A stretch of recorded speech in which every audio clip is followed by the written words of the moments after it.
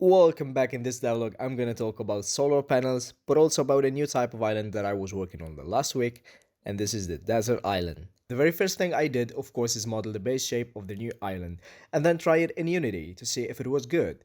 And it was pretty much. I'm gonna make more different shapes and sizes, and at the top of them is going to be dynamic, so hopefully each island should be different. And yep, with a little bit of cheat, I'm here. It's desert.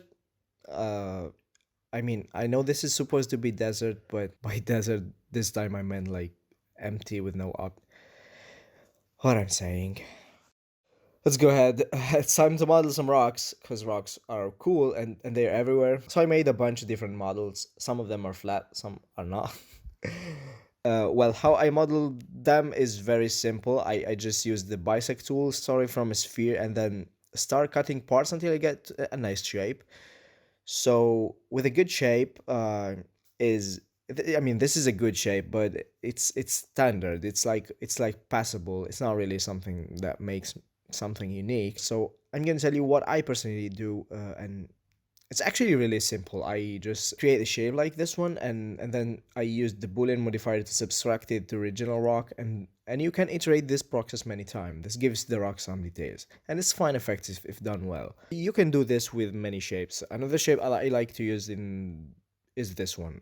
It's really suitable for desert rocks, but you can get fancy with it, and make something cooler than mine for sure. Let's place these rocks. I already have a script for this for sure. I need to make some variants and bigger rocks. I cannot use those and make them just bigger because they lack details.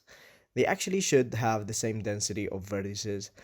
Otherwise, I mean, it's fine if you do that, but it's not really fine. I don't know how to say that.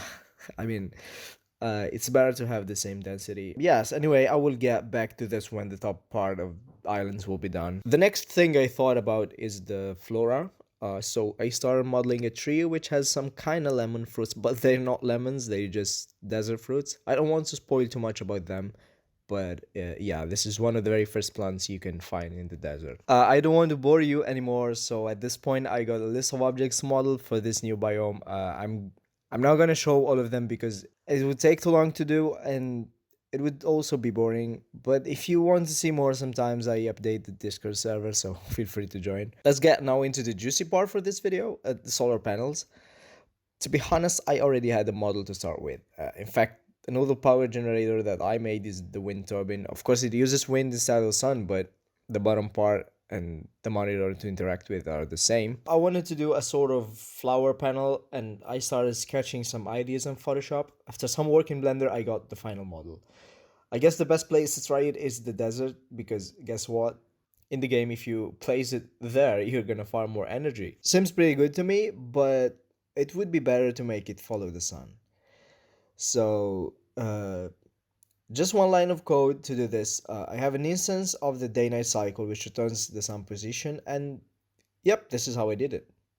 Okay, it's definitely following the sun. It's not really working as intended, but with a few adjustment, I can fix this. Okay, now it rotates only for some daytimes.